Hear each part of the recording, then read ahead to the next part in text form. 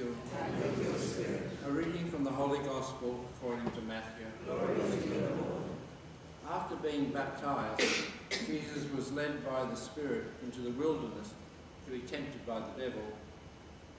He fasted 40 days and 40 nights, and afterwards he was famished. The tempter came and said to him, "If you are the Son of God, command these stones to become loaves of bread." But he answered, "It is written, one does not live by bread alone, but by every word that comes from the mouth of God."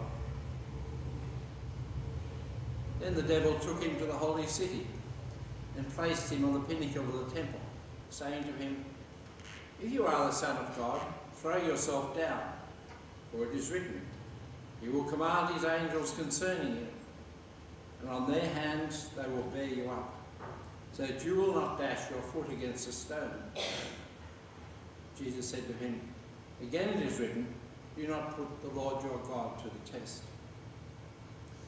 Again the devil took him to a very high mountain and showed him all the kingdoms of the world and their splendour. And he said to them, "All these I will give you, if you fall down and worship me." Jesus said to him, "Away with you, Satan, for it is written, worship the Lord your God and serve only him." Then the devil left him, and suddenly angels came and waited on him. The Gospel of the Lord. Praise to you, Lord Jesus Christ.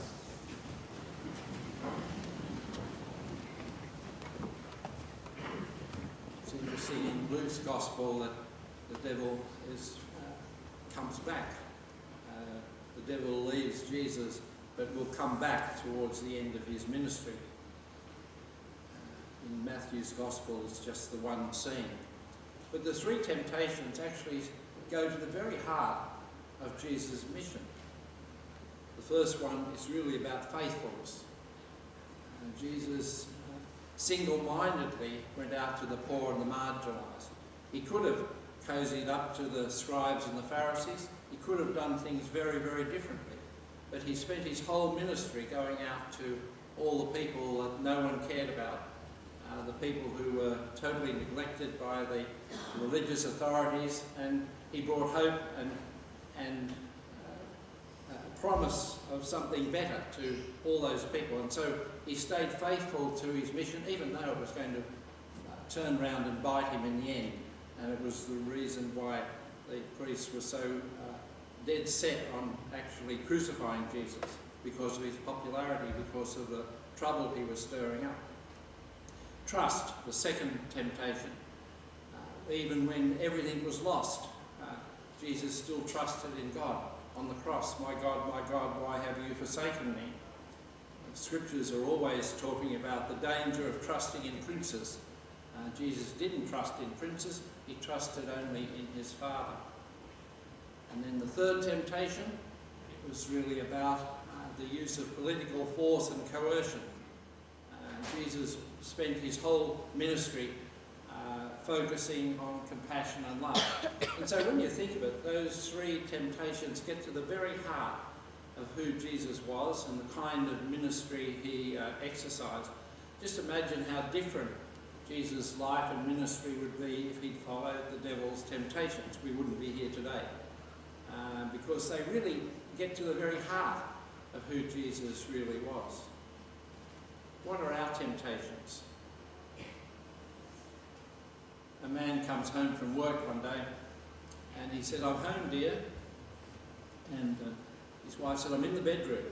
So he goes into the bedroom, and there she is standing in front of a full-length mirror in this startling red dress. And he said, "Dear, you've been shopping." And she said, "Yes, dear." And he said, "We had an agreement." He said, "But," she said, "so beautiful." He said, "What about the mortgage?"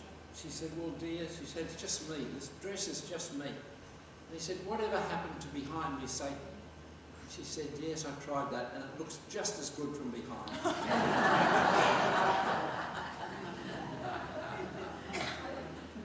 I know a lot of golfer jokes too, but anyway, just to even things up, that is. What are our temptations? If we look at our society, and the kind of commercial pressures we live under every day, there are temptations there. Our possessions, do our possessions possess us? Do our possessions define us? It's very hard not to be defined by your possessions, by the kind of house or car and everything else. And so how resistant are we to those pressures in our society? Self-absorption. They say that we're becoming a society of narcissists, and that's very unpleasant to think about. Maybe we need to think about our own self-absorption. Comfort. How often do we get out of our comfort zone? And we're all under these pressures. We've got our own personal faults and failings as well. But I think our faults and failings stay with us all our lives. And so really, what Lent is not about being depressed by our faults and failings, maybe depressed too by the pressures we live under. We think about those every Lent, but maybe we grow through those, maybe like Jesus, overcoming those temptations that he faced and made him who he was.